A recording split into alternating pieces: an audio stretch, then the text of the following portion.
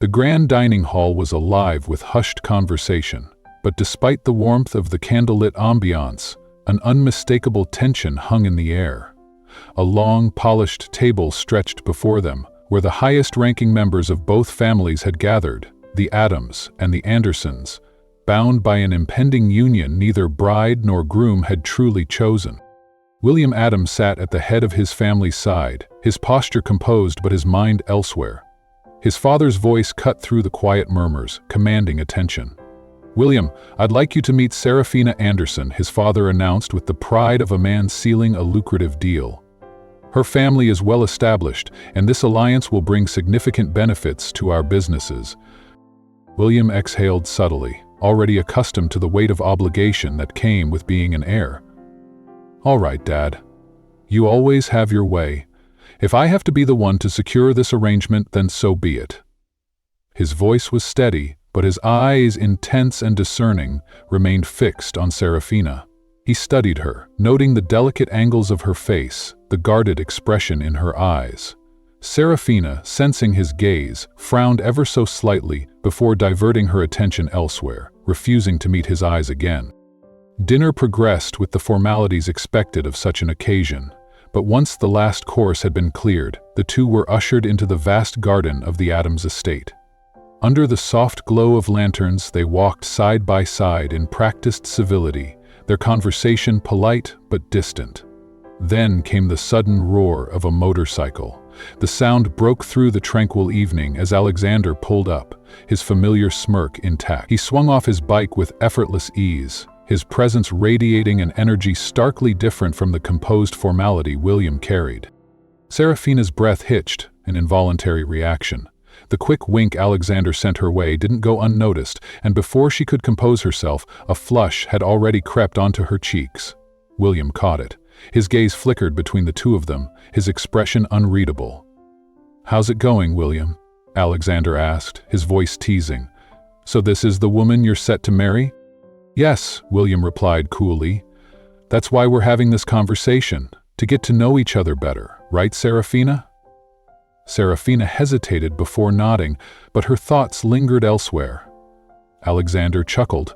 "Well then, I'll take my leave. I wouldn't want to interrupt." He patted William on the shoulder before turning away, his departure drawing Seraphina's gaze until he disappeared into the night. William watched her closely. "So, are you ready for our wedding? Because I've been ready for a while." She hesitated, then answered honestly, "I'm not. To be truthful, I don't want to marry yet. We barely know each other." A silence settled between them. Finally, William sighed, slipping his hands into his pockets as his gaze drifted into the distance. "I see. Well, don't worry. We'll have time to change that." A month passed in a blur of arrangements, negotiations, and preparations. The grand cathedral stood adorned with elegance, its towering arches sheltering an assembly of prestigious guests. Everything was set for the wedding of William Adams and Seraphina Anderson, a union built not on love, but on legacy. Outside, William's men stood at the ready, their presence subtle but firm. He had ensured it. "You should always be prepared," William reminded them as he adjusted the cuffs of his suit. One of his men raised an eyebrow. "Do you think there'll be trouble, sir?" William's expression was calm, calculated. "No, but this wedding must go perfectly. Investors, business partners, everyone is watching."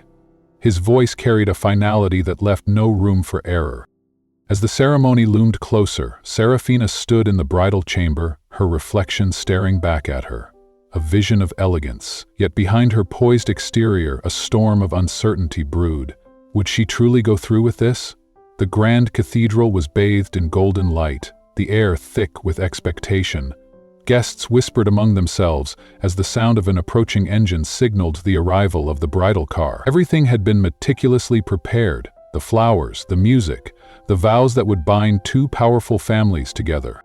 Seraphina stepped out of the car, her gown a masterpiece of lace and silk. But as she took her first step toward the altar, an unsettling emptiness settled in her chest.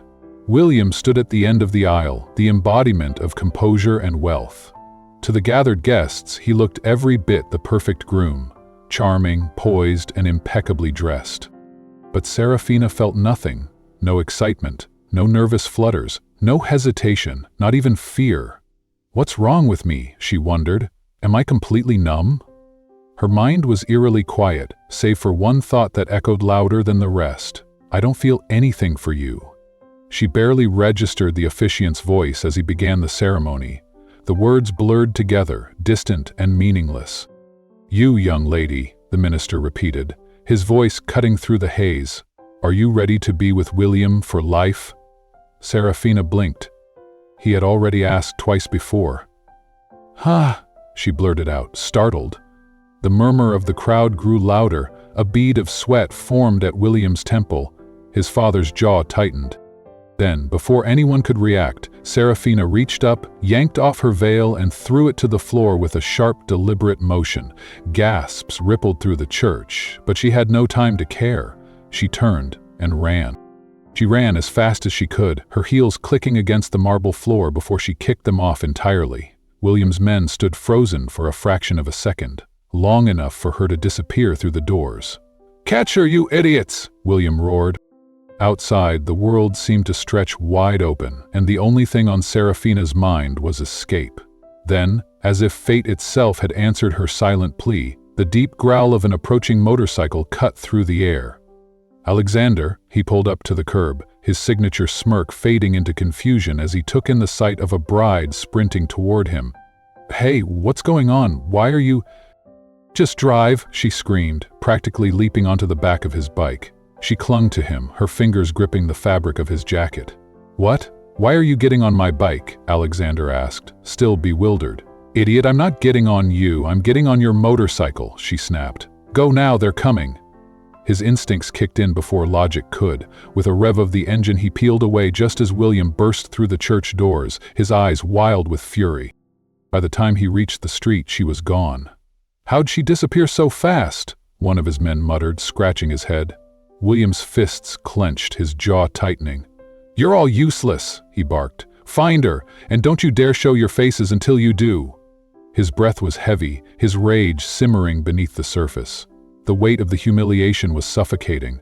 The Addams family, renowned, respected, untouchable, had just suffered the ultimate disgrace. But what no one realized, not even William, was that Alexander, the same man who had just sped away with his runaway bride, was an Addams himself. Alexander let out an exasperated sigh, running a hand through his hair as he shot a look at the woman now sitting behind him. "Hey, I have nothing to do with you, okay? A runaway bride? Of all the people there, why did you have to drag me into this?" Seraphina bristled at his complaint, crossing her arms. "Excuse me? You were the one who just happened to be in my way. I was running for my life. I didn't exactly have time to browse my escape options." "Oh, so now this is my fault?" Alexander scoffed, folding his arms.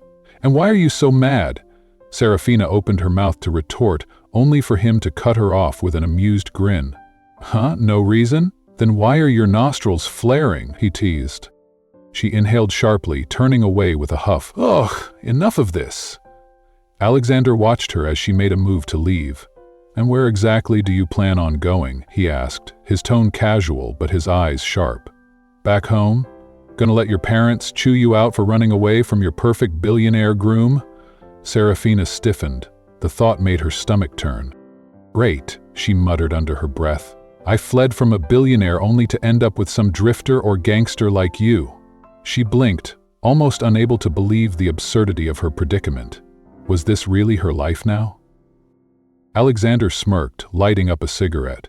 "And what's so bad about my cousin anyway?" he asked, blowing out a slow stream of smoke. Seraphina narrowed her eyes. "Could you not? I might start wheezing. Stop smoking." Before Alexander could react, she snatched the cigarette right out of his fingers, tossed it to the ground, and stomped it out with her shoe. "Hey, that was my last one," he protested, stepping back in frustration. "Well, tough luck," Seraphina shot back, her expression defiant. While across the city, William seethed. His pride had taken a brutal hit, and his fury only burned hotter with each passing hour. Since the moment Seraphina bolted from their wedding, he had done nothing but send his men out to track her down. "Find her," he barked, his voice cold and sharp as a blade. "And don't bother coming back if you don't. You'll be the ones to pay for it. Yes, boss. We'll track her down even if we have to search the corners of the earth, one of his men declared with unwavering determination. A sharp smack landed on the man's head. Corners of the earth, the team leader scoffed. Real genius you are. Ow, what was that for? The man whined, rubbing the sore spot. Let him go, their boss muttered impatiently, already scanning their list of leads. The search eventually led them to a bustling market in the heart of a major American city. Stalls lined the streets, vendors shouting their wares, the scent of freshly baked bread and ripe fruit mingling with the ever-present hum of city life. Among them, a woman pushed a cart, calling out to passers-by, her baskets overflowing with fresh produce. Little did anyone know she wasn't just an ordinary vendor, and if William's men weren't careful, they were about to walk right past the very person they were hunting for. Lettuce, eggplants, mustard greens, fresh veggies and fruits, come and buy, Seraphina called out, her voice ringing over the noise of the bustling market. Her long, wavy hair was tied back haphazardly, and she wore an old, stained apron over her clothes. Come on, everything's fresh and cheap, she added, pushing her cart forward. A few feet away, a group of men in black suits loitered near a corner, observing her with narrowed eyes. Boss, look over there. Isn't that her? One of them muttered, suddenly pointing toward the lively vendor. The air leader squinted. That's definitely her, but why the hell does she look like that? Maybe she's in hiding, another suggested. Obviously genius. She must be disguising herself so no one recognizes her. A wicked grin stretched across the leader's face. Well, lucky for us, we won't have to go back empty-handed. Let's grab her, move. Meanwhile, Seraphina continued her sales pitch, completely unaware of the danger closing in. Fresh lettuce. Apples. Oh, wait, never mind, I forgot, I don't have grapes. She chuckled at her own mistake, shaking her head. A man in black approached, his expression unreadable. Miss, how much for your lettuce? $1 a bundle, she said cheerfully. Go on, buy some, it's a steal. I'll take everything, he said smoothly. How much for all of it? Seraphina blinked in surprise. She glanced up, pretending to count on her fingers in an exaggerated manner. Behind the man, one of his clueless companions leaned in. Boss, she's seeing numbers in the sky, he whispered. An idiot, the leader growled. Seraphina finished her dramatic calculation. All right, if you want the whole cart, that'll be around $50. You sure? Yes, but our boss has the money, the man replied. He motioned toward the other men waiting near a sleek black van parked at the curb. Then go get it from him while I wrap this all up, Seraphina said, already bagging the vegetables. I'm not gonna fetch it for you. The leader exchanged a glance with his men. Fine, pack it up, help her. Within moments, crates of vegetables were being loaded into the van. Seraphina dusted off her hands, watching with mild satisfaction, until a pair of strong hands suddenly grabbed her. Hey, what the? Before she could react, she was shoved inside the van, landing hard on the metal floor. Let me go, you jerks, she shouted, kicking wildly as the door slammed shut behind her. You've got the wrong person. My family's broke. We have nothing to pay as ransom. Her fists pounded against the walls of the van, but the only response she got was the sound of the engine revving as the vehicle sped away. Ow, this girl is strong, one of the men grumbled, rubbing his arm where Seraphina had landed a solid punch. He scowled and raised his hand, ready to slap her. Don't you dare, Bugoy, the leader barked. You lay a hand on her and the boss will have our heads. You want to end up borrowing a dog's face when he finds out? A dog's face, Bugoy scoffed. What is that even? He doesn't need a dog's face, Seraphina cut in loudly, crossing her arms. He already looks like a butt. The entire van erupted in laughter. Yeah, that's right, Bugoy, one of the men cackled. You look like a butt. Maybe you should borrow a dog's butt instead. Seraphina smirked, fueling the fire. It'd be an improvement, honestly. Bugoy's face burned red. All right, enough! Shut up, all of you! Seraphina rolled her eyes and turned to the leader. Who the hell are you people, and why did you grab me? What did I ever do to you? You? One of the men leaned back with a smirk. Nothing. But our boss has a score to settle. What score? I don't owe anyone money, she said, narrowing her eyes. I don't even borrow from moneylenders. I'd rather eat plain rice every day than get into debt. Is your boss some kind of gangster? Nope, the man replied. But you did run away from your own wedding to him. Seraphina scoffed. Oh, so that's what this is about. Well, maybe your boss has a rotten attitude. Maybe he smells bad. Or, she smirked and tilted her head toward Bugoy. Maybe he looks like a butt, like you. Another round of laughter filled the van, even the driver chuckling. Listen to this girl, running her mouth like she's invincible, one of the men said, shaking his head. He raised a fist and faked a punch in her direction. Seraphina didn't even flinch. Yeah, the boss told you not to hurt me, right? So go ahead, keep pretending to be scary. The man grumbled under his breath while the others snickered. Seriously, though? Seraphina continued, her voice dropping to a more serious tone. Why did that boss of yours send you after me? One of the men cleared his throat. Well, Miss Seraphina? Seraphina? Not Seraphina. She shot him a sharp look. I've been telling you that over and over. I'm not that other woman you're looking for. Instead of responding, the men just laughed harder. Seraphina sighed, pressing her fingers against her temples. Great, kidnapped by a bunch of idiots. The van screeched to a stop in front of an enormous house, a mansion to be exact. It wasn't just any mansion, though.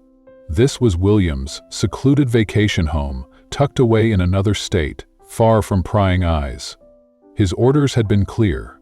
Bring the woman they believed to be his runaway bride here. As Seraphina stepped out, she craned her neck, taking in the sheer size of the estate.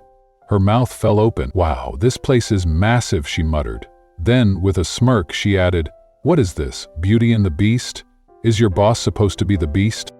One of the henchmen groaned. Gosh, this girl never shuts up. Did someone feed you a pig's tongue when you were little? Another snapped. Whatever, Seraphina shot back, rolling her eyes. Maybe if you got kidnapped out of nowhere, you'd have questions too. Where is this so-called boss of yours? I need to give him a piece of my mind. You can't just go around kidnapping people like this. And for the last time, I'm not the woman you're looking for. Enough. Just go inside, the leader grunted, shoving her forward.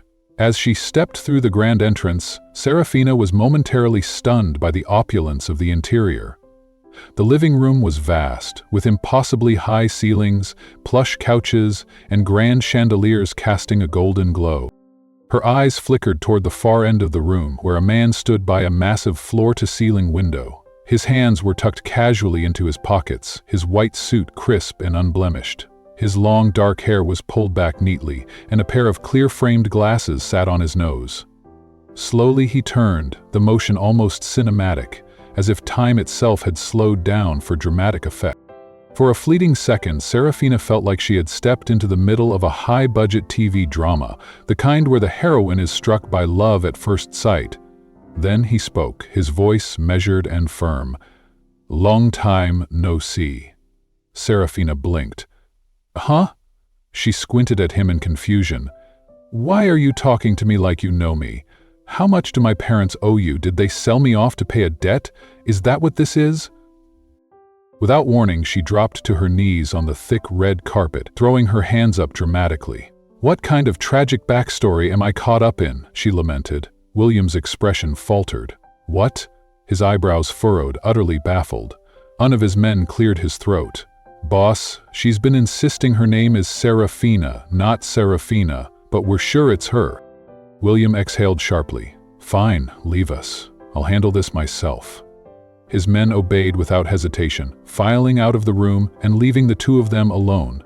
Seraphina sighed, got to her feet, and without a care in the world, flopped down onto one of the oversized sofas. She wriggled slightly, testing the comfort before nodding in approval.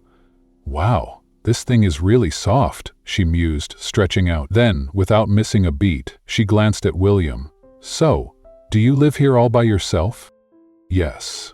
And because it's just me here, William's voice dropped to a quiet, dangerous murmur.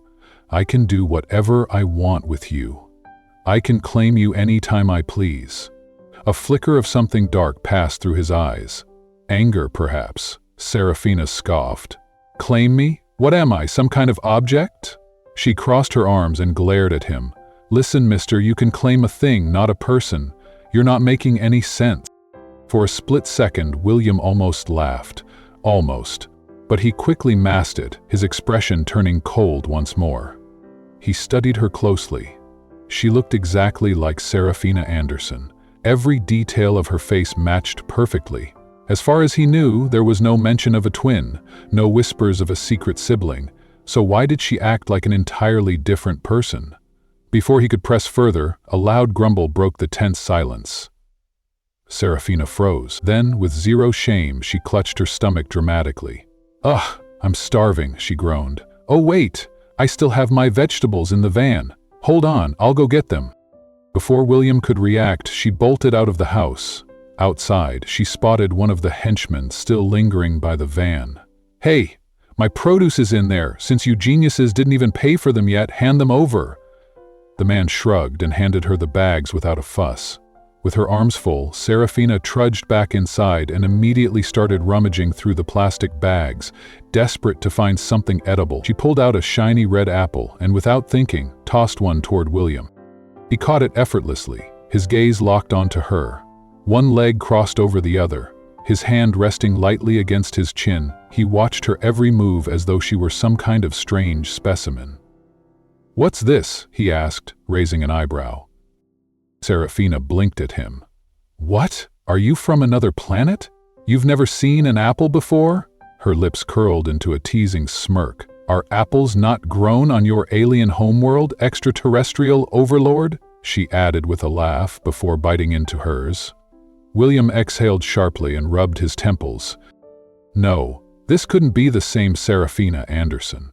The woman he was supposed to marry was elegant, poised, and reserved. This girl? She was an absolute menace, a tornado in human form. Without another word, he stood up and headed upstairs, leaving Seraphina happily munching on her stolen apple. Meanwhile, in a dimly lit garage cluttered with old tools and scattered car parts, Alexander was busy tinkering under the hood of an old motorcycle. Seraphina sat nearby, arms crossed, her nose wrinkled in disgust. She glanced around, taking in the cracked concrete floors, the rust-stained workbenches, and the overwhelming smell of grease. "What is this place?" she finally asked, unimpressed. "Is this where you live?" Alexander shot her a sideways glance. "Yeah? You got a problem with it?" "Yes, obviously," Seraphina huffed, throwing her hands in the air. "I'm not used to whatever this is. I can have anything I want, so how did I end up stuck here with you?" She pouted dramatically, slumping against a pile of old tires. "I must be the unluckiest person alive." Alexander rolled his eyes and went back to his work, muttering under his breath. "Yeah? Well, the feeling's mutual, princess." Alexander stood near an old workbench, the top half of his dirty jumpsuit tied around his waist, revealing a grease-streaked tank top underneath. His hands, stained with oil, showed signs of days spent repairing a beat-up car that barely looked salvageable. "Boss, Alexander!" a voice called from outside. Alexander turned just as a man stepped into the garage. "Oh, hey, Boyette, what's up? I've got some scrap out front you might want to buy. My guy hauled in a whole bunch of stuff. Interested?" "Yeah, bring it in," Alexander replied, wiping his hands on a rag. Seraphina, arms crossed, surveyed the chaotic space. Piles of rusted metal, half-fixed car parts, and scattered tools filled every corner. The whole place looked more like a hoarder's paradise than a proper workshop. "So what is this, a repair shop or a junkyard?" she quipped, raising an eyebrow. Boyer glanced in her direction, finally noticing her. "Who's she?" he asked, nodding toward her. Alexander didn't hesitate. "Oh, her? She's gonna be my wife soon." A slow grin spread across his face. Seraphina's entire body stiffened. Her fists clenched, her jaw tightened, but she held her tongue. The last thing she needed was to make a scene. William's men were likely still looking for her, and keeping a low profile was her best option, at least for now. Boyette gave Alexander an amused look, but didn't press the issue. Once he and his crew unloaded the scrap and left with their payment, Seraphina spun on her heel and stormed toward Alexander. "You..." She didn't even finish her sentence before she started pounding her fists against his chest. Why the hell did you tell him I'm going to be your wife? I didn't run away from my own wedding just to end up marrying you." Alexander barely flinched. His large hands caught her wrists with ease, halting her assault. Their eyes locked, her fury burning hot, his amusement barely concealed. "Relax, will you?" he murmured. "If you don't like it here, you can always go back to my cousin. He's rich. He can give you everything." His voice dipped lower, taunting. "I never said I'd adopt you or anything.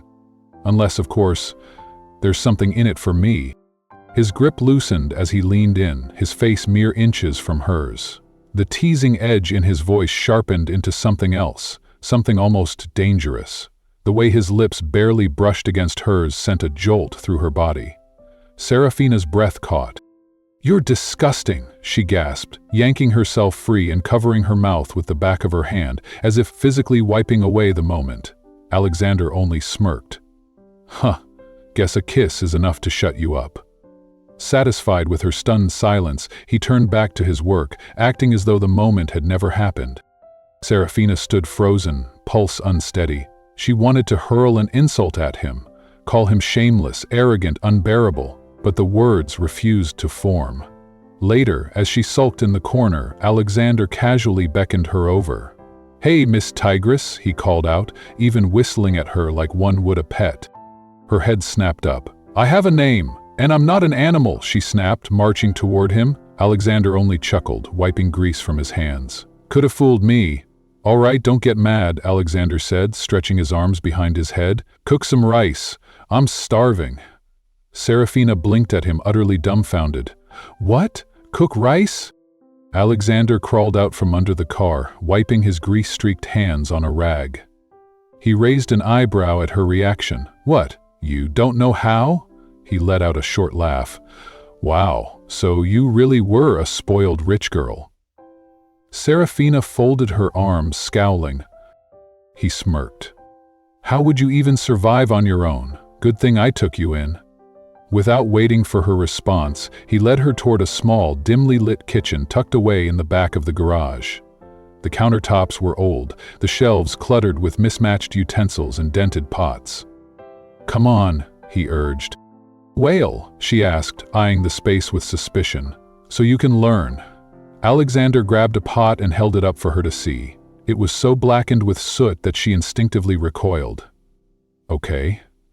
So what do I do?" she asked, her voice tinged with reluctance. Alexander didn't bother answering right away. Instead, he reached around her, his arm brushing against hers as he guided her hand toward the sink. "First, rinse the rice." His voice was low, casual. "Fill the pot with water and stir it with your hand, just like this." Seraphina felt a strange jolt shoot through her at the unexpected closeness. It wasn't exactly unpleasant, but it was distracting. She stiffened. "Hey, can you not?" She twisted out of his grip, putting space between them. "You can teach me just fine without sticking to me like glue." Alexander smirked, leaning casually against the counter. "Oh, you think I'm trying to seduce you?" "Yeah, right, as if." She rolled her eyes. He shrugged, clearly enjoying himself. "Anyway, after you rinse it, dump the water. Do that 3 times. Then measure the water using your finger. See this line?" He demonstrated, dipping his fingertip just above the surface. "That's how you know it's the right amount." Seraphina frowned, copying his movements with exaggerated precision, as if the rice were a delicate science experiment. "Now put the pot on the stove and light it," he instructed.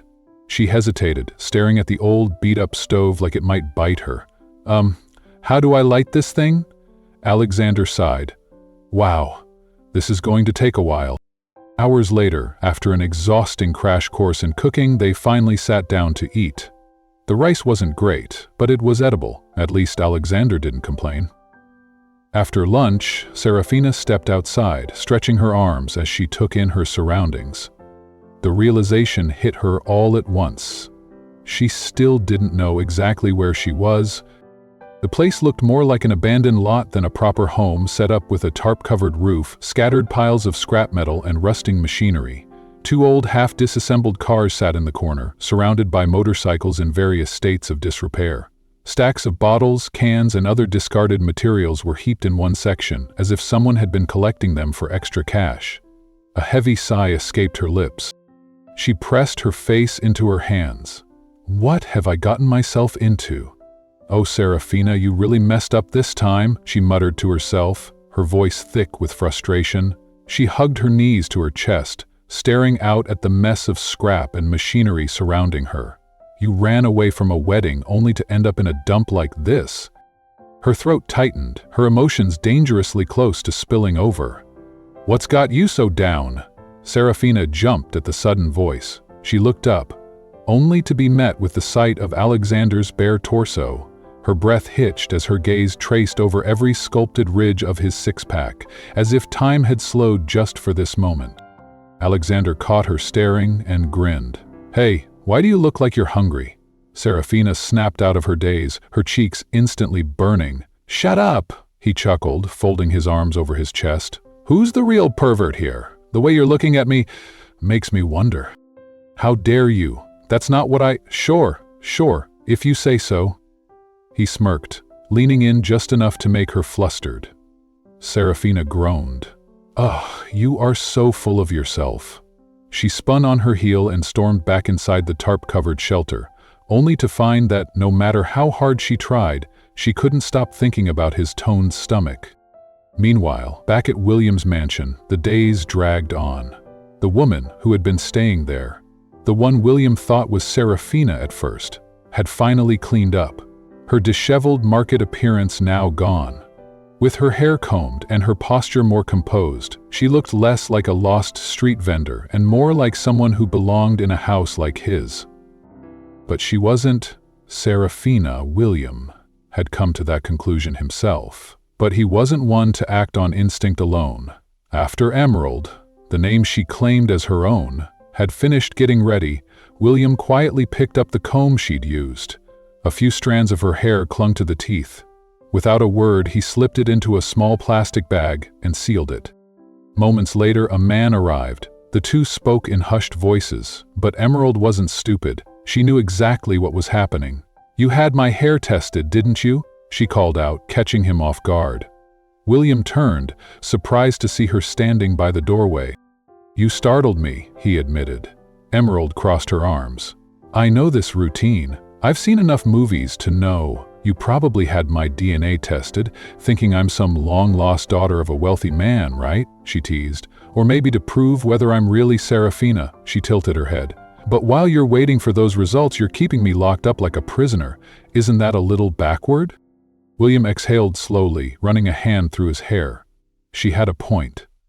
I haven't gotten the results yet, William said, his voice low but brimming with restrained anger.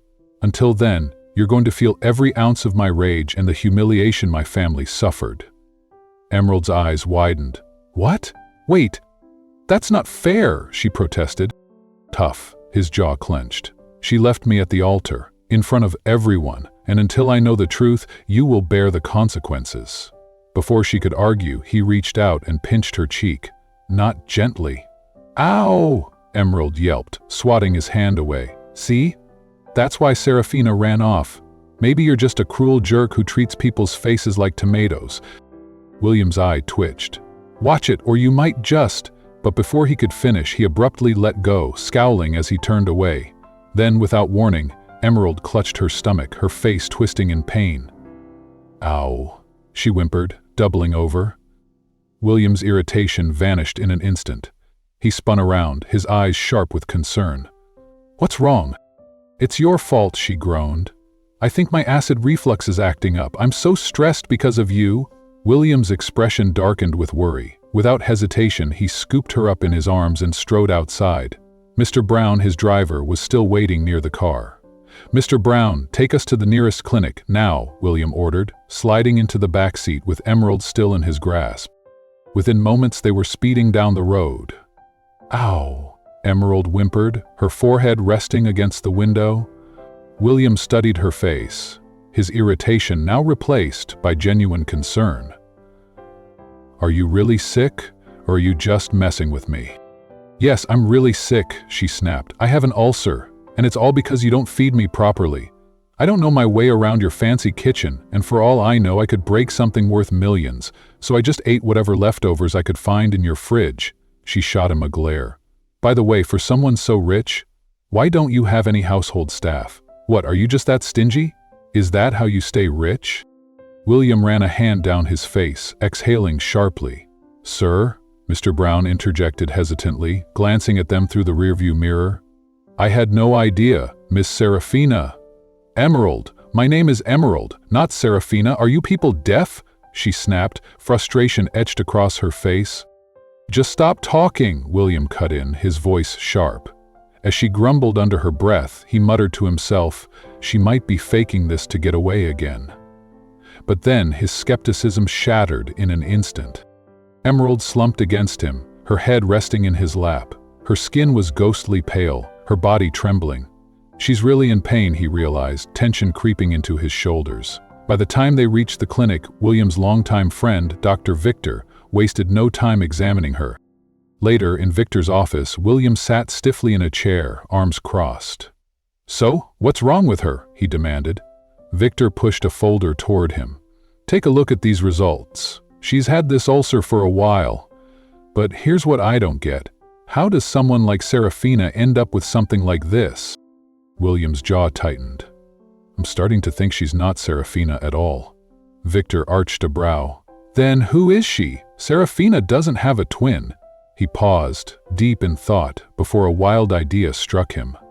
A doppelgänger, maybe? He exhaled in disbelief. I've read that only a handful of people in the world have them. Talk about a messy situation. William said nothing, just stared at the file. Once they returned to the mansion, Emerald was too exhausted to argue. She collapsed onto the bed in the guest room William had prepared for her, drifting into much-needed rest. For reasons he couldn't explain, William found himself standing at the threshold, watching her sleep. Mrs. Brown, the driver's wife, had arrived earlier to handle household tasks, and with her presence, the once empty mansion finally felt lived in. William had brought Emerald here intending to make her suffer for Seraphina's betrayal. But now, the anger had faded. What lingered instead was something closer to pity. His gaze lingered on her face, memorizing every delicate feature. At first glance, she was identical to Seraphina, but as he studied her, he noticed something, a nearly imperceptible mole just beneath her left eye, a detail so small he doubted anyone would see it unless they were looking closely. His mind raced. Could I really be wrong? Then, unexpectedly, Emerald's eyes fluttered open. Why are you looking at me like that? She murmured, her voice husky from sleep. William stiffened. Damn it. When did she wake up? Before he could move, she shifted, suddenly right in front of his face. His breath hitched. What are you doing? He asked, his voice betraying his unease. Emerald smirked sleepily. Looking at you? Since you've been staring at me for a while, I figured I'd return the favor. A muscle in his jaw twitched. This woman, he let out a slow breath, regaining composure. It's just that, you really do look like Seraphina. He hesitated, searching her face one last time before asking, Anderson, are you absolutely sure you're not her? I'm Emerald, she repeated firmly. Some letters may overlap with Seraphina, but I'm not your runaway bride. William exhaled heavily, running a hand through his hair. Then who the hell are you? The question gnawed at him, but he didn't voice it. Instead, he simply studied her, still unsure what to do with this woman who had suddenly upended his life. Then the days that followed, he noticed something unexpected. Emerald wasn't just idly passing time. Under Mrs. Brown's patient guidance, she learned how to cook, clean, and even do laundry. She took it upon herself to keep things in order, moving about the mansion with surprising ease. What struck him most was that she never once complained. Unlike Seraphina, who had been raised in luxury and had everything handed to her, Emerald adapted. She laughed easily, hummed to herself as she worked, and carried an energy that filled the otherwise silent estate. She was nothing like the woman he had once planned to marry. Then, one early morning, William walked into his office and caught an unexpected sight. Emerald perched on a step stool, stretching to dust a high shelf. "What the hell are you doing?" he demanded. The sudden sound of his voice startled her. She gasped, lost her balance, and tumbled backward, only to land right in his arms. William instinctively caught her, his hands gripping her waist. She clutched onto him, heart pounding. For a moment, neither of them moved. She let out a breathy laugh. "Wow. Thank goodness for your reflexes." William helped her steady herself but didn't let go right away, his brows furrowed. "Why were you messing with that?" "I was cleaning," she said with a sheepish grin. "You might not have noticed, but your office is kind of a mess." William sighed. "Emerald, you don't need to be doing all this." "Relax, Cranky, you'll get wrinkles."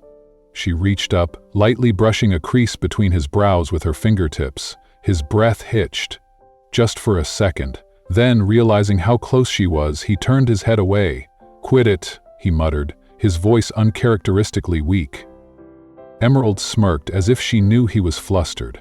And then, without warning, he grabbed her wrist and pulled her toward the window. What are you?" she started, eyes widening. Before she could finish her sentence, William kissed her. It was sudden, deep, and undeniably intense. Emerald's mind screamed at her to pull away, to protest, to do something, but her body betrayed her. Her lips responded instinctively, her eyes fluttering shut as a strange warmth spread through her. For that brief moment, she let herself go. She stopped thinking, she just felt mean. While back at Alexander's makeshift lot, he and Seraphina were slowly getting used to each other.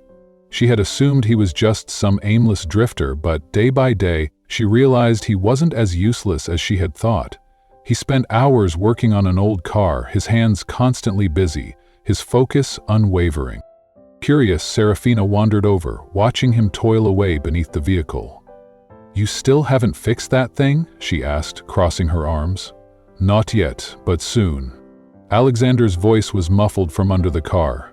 "And when I do, you'll be the first person I take for a ride." She crouched down, peering in. "Promise?" "Promise." Just then he suddenly slid out and she yelped, toppling backward. "Ow!" she cried, rubbing her elbow.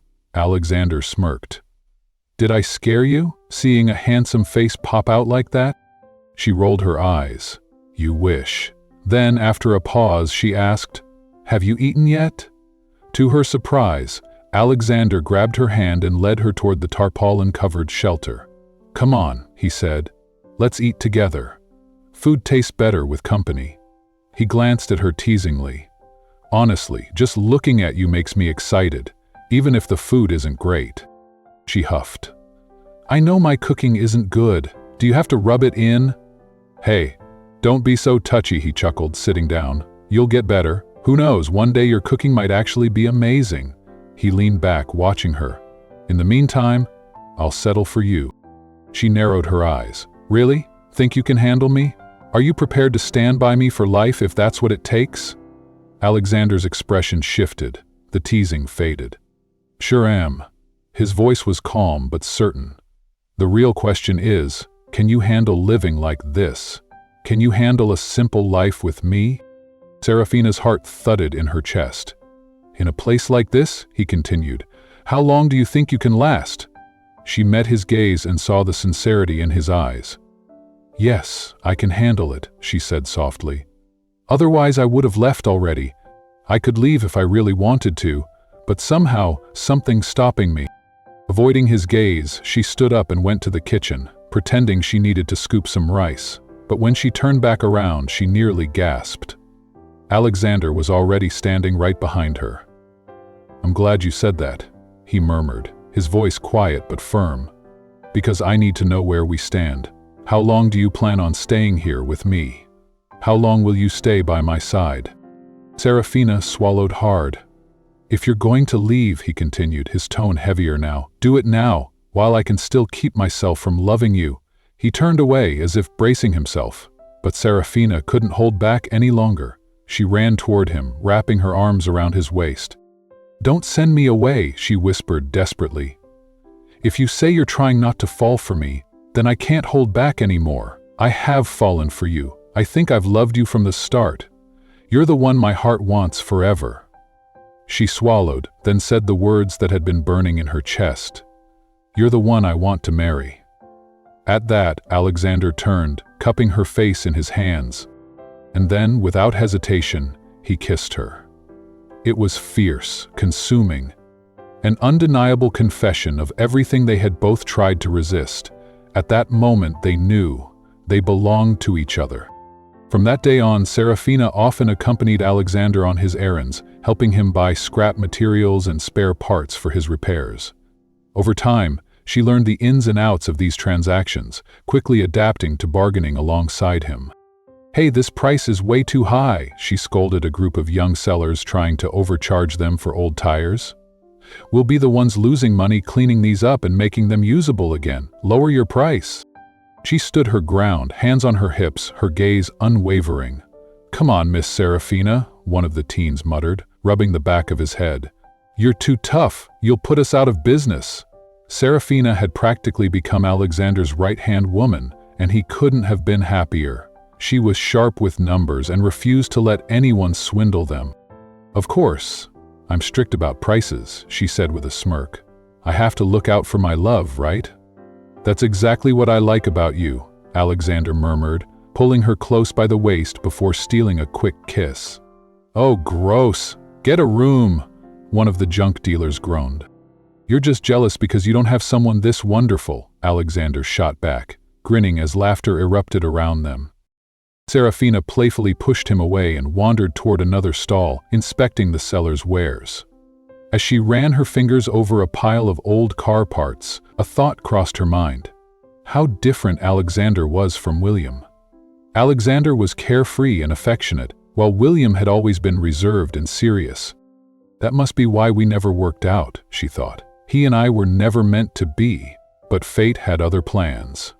Seraphina's constant presence by Alexander's side would soon put her in danger.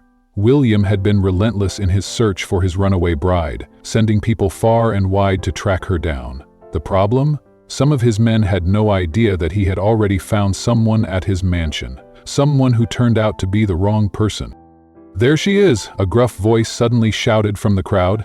Seraphina barely had time to react before she saw a group of men pushing through the market, their eyes locked onto her. "At last we found her," another one muttered.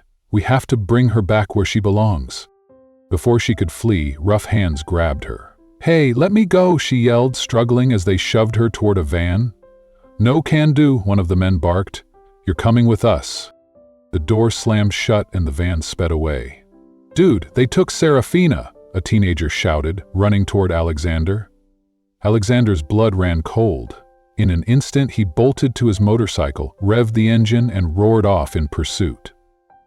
"Seraphina, my love," he bellowed, his heart hammering in his chest as he chased the van down winding streets. But, despite his best efforts, the vehicle vanished into the distance.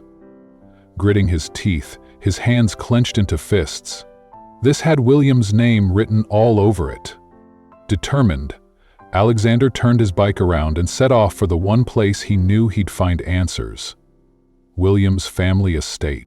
Meanwhile, William's men arrived at his secluded vacation house in Georgia, dragging Seraphina inside. One of them, grinning with pride, turned to William and announced, "Sir, we got her! This is Seraphina! We've finally caught her!" William stood abruptly, his breath hitching at the sight of the woman who had run from the altar. But just as Seraphina was hauled inside, another figure emerged from the kitchen. Jessica, the woman William's men had mistakenly kidnapped before. Jessica's eyes widened as she took in the scene before her. "Ha! Who's she?" she asked, blinking in confusion. The room fell silent. The men, William and Seraphina, all turned to look at Jessica. Then, as if realizing the absurdity of the situation, the men's jaws dropped. Two identical women stood before them. "What the hell is going on?" one of the men muttered, rubbing his eyes. "Which one is the real Seraphina?" "Shut up," William snapped, massaging his temples. "Your job is done. You'll get your payment later. Now get out, and not a word about this to anyone." Hastily, the men retreated, still exchanging baffled glances as they left. Now only William, Seraphina, and Jessica remained, staring at one another in tense silence. Jessica was the first to break it. This is insane. We really do look alike," she murmured, stepping closer to Seraphina. "Wow, it's like staring into a mirror." "Stop it!" Seraphina flinched and spun away, squeezing her eyes shut. "Don't you know the old superstition? The first person to see their own doppelganger is doomed to die early?" Her voice trembled slightly. Jessica burst out laughing. Doppelgänger? What is this, some gothic novel? She teased, clearly amused. It's real, Seraphina insisted. Doppelgängers. Two completely unrelated people who look exactly the same. It's science, Jessica smirked. Or maybe I'm your long-lost twin. Happens in movies all the time. Nope, William already ran a DNA test on me. We're definitely not twins, Seraphina huffed, folding her arms. Jessica shrugged, as if the revelation meant nothing to her. Well, I don't really care either way. Then, turning toward William, she stepped up to him with a knowing smile. You do remember from day one I told you I wasn't her, she reminded him before he could respond. Jessica suddenly grabbed him by the collar and pressed her lips to his in a firm, lingering kiss. Seraphina gasped. William stiffened in shock, staying just for a second before she let himself go. When Jessica finally pulled away, she exhaled slowly and stepped back. There, that should settle it, she said with a wry smile. Now that the real runaway bride is here, I can leave. I was just a substitute after all. Snapping to attention like a soldier, she pivoted on her heel and marched toward the door. William stood frozen, his mind reeling. William, seriously? Seraphina's sharp voice cut through his daze. Are you just going to let her leave like that? The words jolted him. Without thinking, he rushed after Jessica. Jessica, he called. She stopped in her tracks, but didn't turn around. Don't chase me, she said, her voice quiet yet firm. She's the one meant for you. You're rich. She's from a wealthy family. I'm nobody. I've got nothing to offer. She let out a small laugh, though there was no humor in it.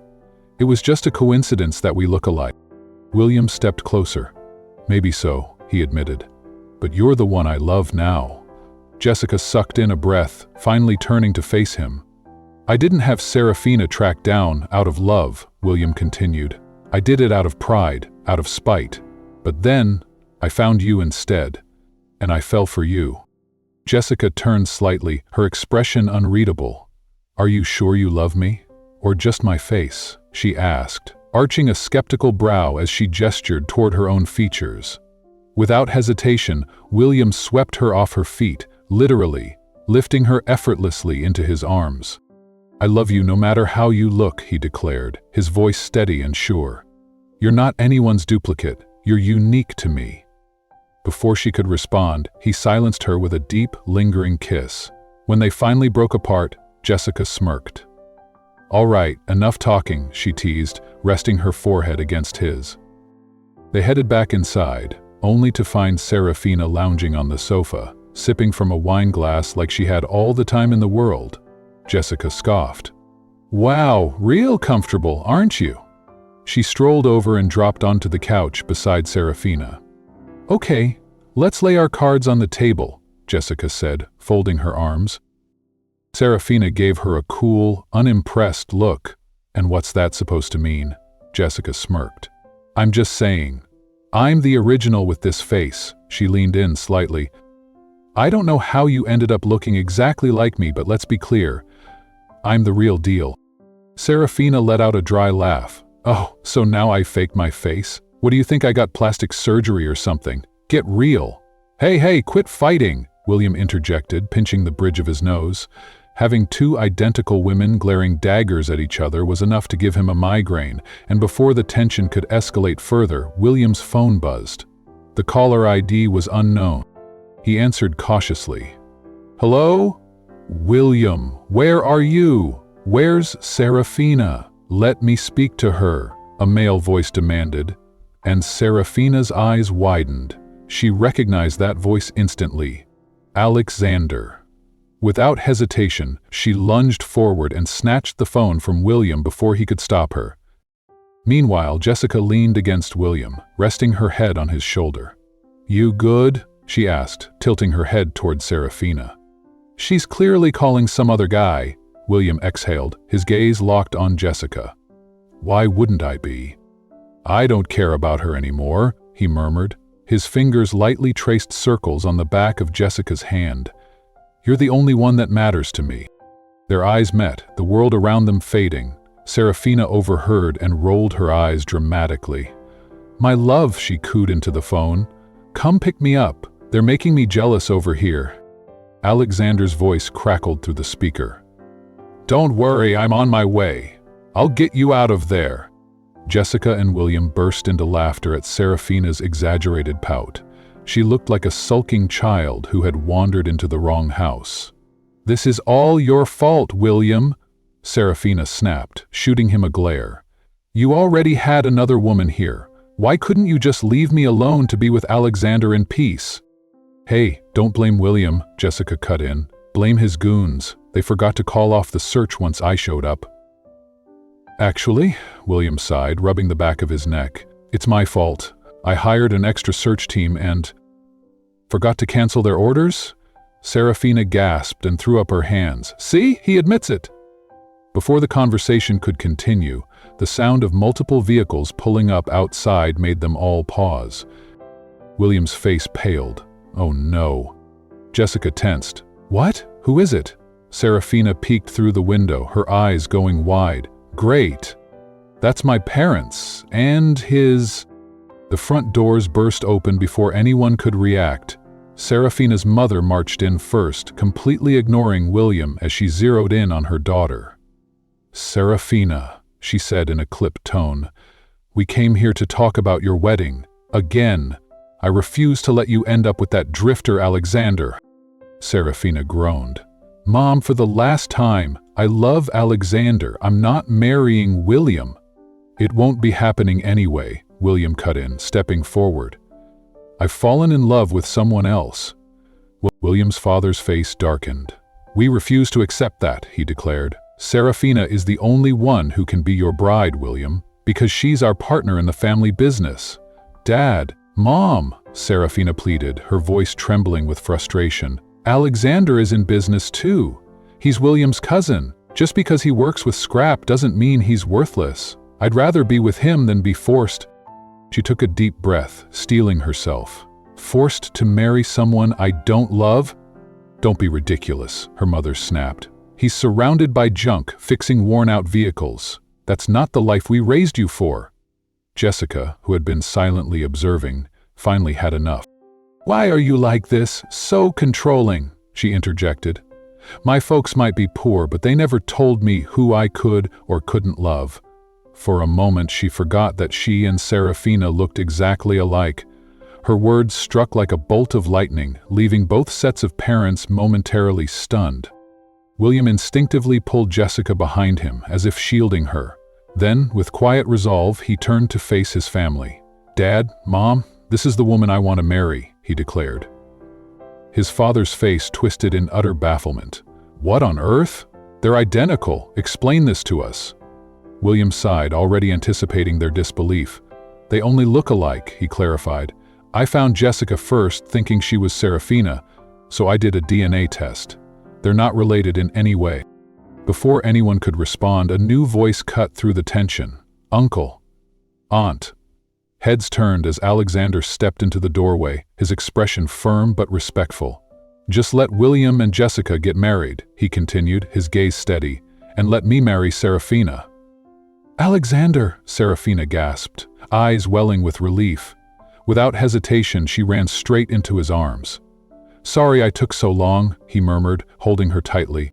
"It's okay," she whispered, burying her face in his chest. "As long as you're here now." Tears glistened in her eyes as she looked up at him, and before another word could be spoken, he leaned down and kissed her, right there, in front of everyone. "Seraphina!" her mother gasped, scandalized. Seraphina turned to her, meeting her mother's stunned expression with unwavering determination. "Mom, there's nothing you can do," she said firmly. Then, without hesitation, she dropped the final bombshell. "I'm pregnant with Alexander's child." Gasps filled the room.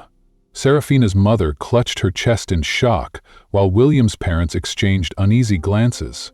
Seraphina wrapped her arms around Alexander's waist. "We're getting married. Everything's already planned." A long silence followed. The weight of her words settled over them all. And at last, realizing there was no stopping them, both sets of parents finally gave in. William and Jessica, along with Alexander and Seraphina, moved forward with their wedding plans. each couple finally set to marry the person they truly loved. On the morning of the ceremony, William arranged for Jessica's parents and siblings to travel to his estate. When they arrived, her mother still seemed in disbelief. "Sir, are you absolutely certain you want to marry our daughter?" she asked hesitantly. William smiled, his tone unwavering. "Yes, ma'am, I am, if you'll allow it." Jessica's father shifted uncomfortably. "Our Jessica? Well, she's a bit on the heavier side and she talks a lot. She's not exactly a refined lady."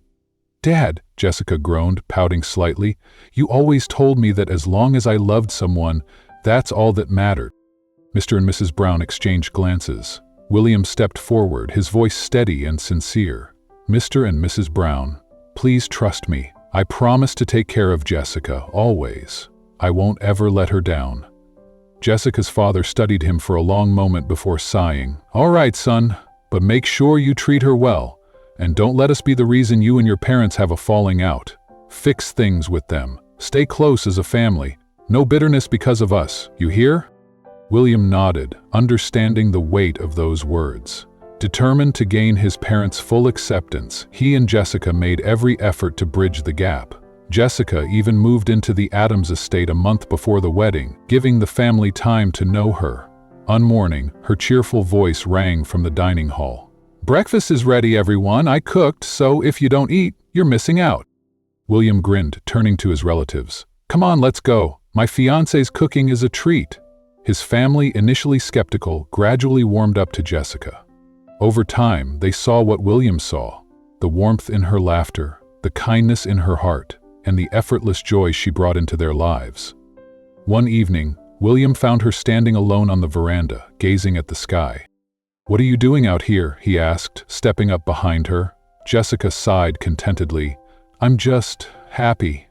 A smile tugged at his lips as he wrapped his arms around her waist, resting his chin on her shoulder. "And that," he murmured, "is all I ever want for you." "Good," William murmured, tightening his hold on her, "because I'm not satisfied yet." Jessica turned her head, her eyes glinting with curiosity. "Oh? And why not?" he sighed dramatically. "I'm impatient. I want to marry you already, but we still have a few more days to wait." His tone was playful, but there was an undeniable longing in his voice. Jessica chuckled, tilting her head. "I think I know what you mean, but I'll let you say it." William never finished his sentence. Instead, he leaned in and captured her lips with his own. She responded instantly, wrapping her arms around his neck, pulling him closer. 1 month later, both weddings took place at the breathtaking Golden Wave Resort in California, a paradise perfect for both a ceremony and a honeymoon. As the guests gathered, whispers spread through the crowd. "They say those two brides look exactly alike but aren't related. It's eerie." "There's a word for that, right? Doppelgänger," murmured another guest nearby. Jessica's sister, Alara, overheard and giggled, watching the two grooms from the Adams family standing at the altar, waiting. Suddenly, Jessica nudged Seraphina, a mischievous glint in her eyes. "Hey, let's switch places and see if they notice," she whispered. Seraphina stifled a laugh. "You're terrible, but I love it." With veils covering their faces, they swapped positions and stood in front of the wrong grooms. The ceremony continued, neither William nor Alexander suspecting a thing. When the moment came, both brides responded confidently. "I do," the minister beamed. "Then you may lift the veils and kiss your brides." The moment the grooms lifted the fabric, they froze. "Wait a second," William blurted. Alexander blinked in confusion. "You're not who I thought." Seraphina and Jessica burst into laughter, their eyes twinkling with mischief. "They know us too well," Seraphina teased, nudging Jessica. "Oh, you two are really messing with us," Alexander muttered, shaking his head but failing to suppress his grin. "Just because you know we're crazy about you, huh?" "Who's crazy?" William quipped, turning to Jessica with a smirk. The guests erupted into laughter, and even their parents couldn't help but smile. It was a wedding day no one would ever forget. "Seriously?" Jessica huffed, spinning on her heel in mock offense. William chuckled, watching her pout. "Okay, fine," he admitted, smirking. "I'm crazy about you." Before she could reply, he scooped her into his arms and kissed her deeply. "Are we just going to let them steal the spotlight?" Alexander grinned, turning to Seraphina. Not a chance, she shot back. With that, they kissed too, drawing cheers from the gathered guests. The two couples embraced, their double wedding a perfect blend of fate and love. Two men named Adams, two women who looked strikingly alike yet carried entirely different spirits. As the festivities wound down, Alexander crossed his arms, smirking. "Hey, you two can't stay in the same hotel as us," he joked. "We need to make sure there are no more identity swaps." William laughed. "No problem, we'll pick a spot far away." Then he added with a mischievous grin, "And you two stay even farther." The cousins bantered like two kids while their amused brides shook their heads, exchanging knowing glances. Days later, back at home, Alexander was on the floor, working out. Suddenly he yelled at the top of his lungs, "Seraphina! Seraphina!" From the bedroom doorway, Seraphina appeared, arms crossed. "What is it?" she grumbled. "You're making such a racket shouting my name like a lunatic." "My love, are you done showering?" Alexander teased, still lying on the floor. "I need you next to me in bed," she rolled her eyes. "I've been here for ages, Alexander, and I can see you doing push-ups." "Hey, I just want to stay in shape," he said, with an exaggerated shrug. She smirked. "As if you need that. I already know how strong you are." "True," he admitted, flexing playfully. "But you never know," he added, his tone turning suggestive. "Maybe we'll get pregnant again. Maybe twins this time." Seraphina scoffed, laughing as she playfully pinched his cheek. "You're such an idiot." Then, tilting her head, she mused, "But you never know. If there can be two people in this world who look alike, maybe anything's possible." Her smirk deepened as she leaned in. "So why not get started on something crazy again tonight?" With a gleam in her eyes, she pounced on him, and Alexander grinned, ready to embrace whatever madness came next. "You're really something else," Alexander grinned, tightening his hold on Seraphina. She giggled, happy to be in his arms. Meanwhile, at William's home. William had just finished his shower when, without warning, Jessica burst into the bathroom. She wore a thin nightgown that clung to her figure, the fabric barely concealing her silhouette.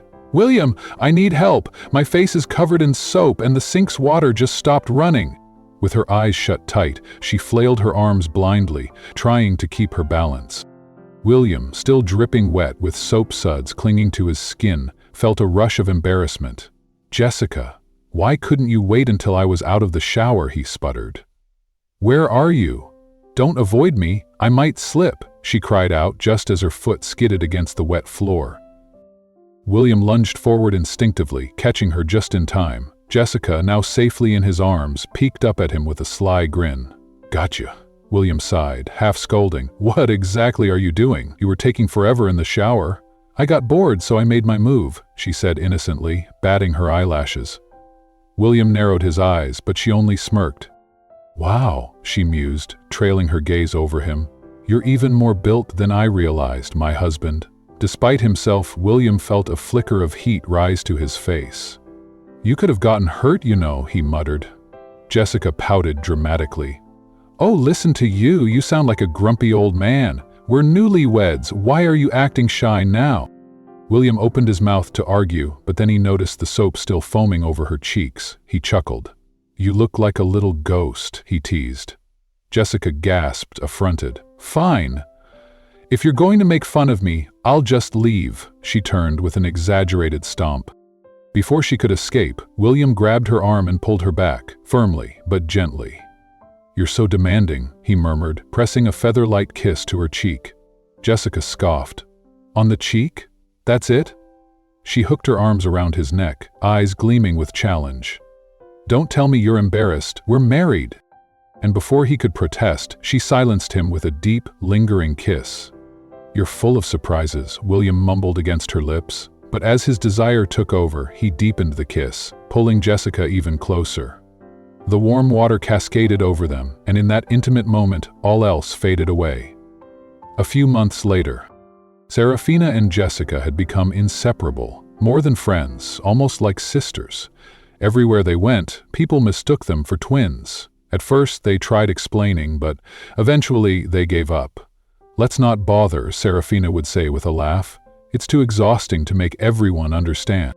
One day, both of them had checkups scheduled at the hospital. Seraphina, having gotten pregnant earlier, had a noticeably larger baby bump. The waiting area was bustling when a nurse called out, "Mrs. Seraphina Adams."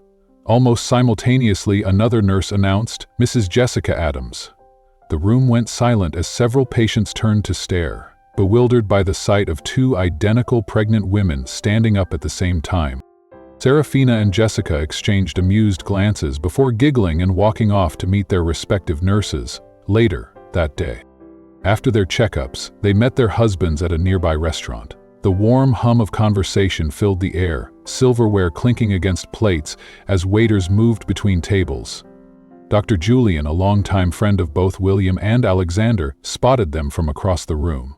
A teasing grin spread across his face as he strode over. "Ah, here they are! Our famous runaway bride and her," he smirked, "doppelgänger."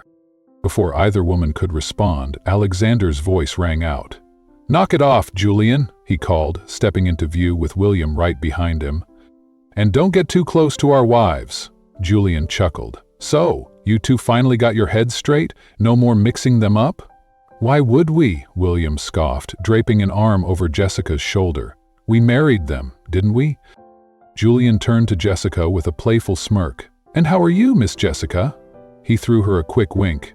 Jessica gave a polite smile. "I'm doing just fine, Doc." "Hey!" William cut in, his expression instantly darkening. "Cut that out. Don't wink at my wife." Julian let out a laugh, raising his hands in surrender. All right, I'm out of here." Still grinning, he excused himself, leaving William muttering under his breath while Jessica stifled a giggle. When Julian was gone, Alexander smirked and turned to Jessica. "See? William's the jealous type. So, Jessica, no chatting up other men too much." Jessica arched a brow playfully. "And you?" Seraphina cut in, arms crossed. "Better not go chatting up other women." Caught off guard, Alexander scratched his head sheepishly. "Wouldn't dream of it, my love." A new beginning. Not long after, Seraphina gave birth to a beautiful baby boy whom they named Dominic. He was a perfect bundle of joy, with soft dark curls and a cherubic face that melted hearts instantly. Alexander was beside himself with happiness. "My love, thank you for giving me a son," he murmured, cradling Dominic carefully. His gaze softened as he admired the tiny boy in his arms. "He's so handsome, just like his dad." Seraphina chuckled, exhaustion evident but happiness shining through. Alexander leaned down and kissed her, their joy radiating through the room. Across the room, William and Jessica watched the scene unfold, a warm smile tugging at Jessica's lips. "They look so happy," she whispered. William nodded, squeezing her hand. "Yes, they do. It's a good thing they found their way back to each other." Jessica glanced up at him thoughtfully. "Come to think of it," William continued, "if they weren't doppelgangers, I never would have met you. Who knew a simple mix-up would lead to both me and Alexander finding the loves of our lives?" Jessica laughed softly. "Well, we're about to be even happier once our own little one arrives." She placed a hand on her belly. "Have you decided on a name yet?" William's lips curled into a smile. "How about Lily?" "Lily? Why?" "Because both you and our child are the rarest gems in my life," he murmured, before leaning in to kiss her, a life of love and gratitude. Later, William ensured Jessica's parents had enough money to start a small business and buy a proper home, giving them a fresh start. Jessica held his hands, her voice full of emotion. "My husband, thank you for helping my family. We'll always be grateful." William gently cupped her face, his thumb brushing against her cheek. "Don't say that. They're my family now too." His smile deepened. "Come on, let's go inside." A new chapter. A few months after Seraphina's delivery, Jessica gave birth to a beautiful baby girl, Lily. The moment William held her in his arms, he knew his world was complete. On that day on, both couples embraced the happiness they had fought so hard to find. What had begun as a tangled story of a runaway bride and a case of mistaken identity had finally settled into a life filled with love, laughter, and the warmth of family. Their journey had been anything but ordinary, yet in the end, fate had given them exactly what they needed: each other. And that's how love found its way. Even through mistaken identities and unexpected twists, William and Jessica, Alexander and Seraphina, two couples who proved that sometimes fate works in the most surprising ways. At the heart of their story is a powerful message. Love isn't about status, background, or even first impressions. It's about finding the person who truly makes you happy. What do you think? Would you have fallen for this identity mix-up? Or do you believe that true love always finds a way?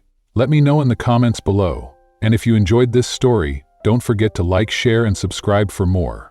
See you in the next one.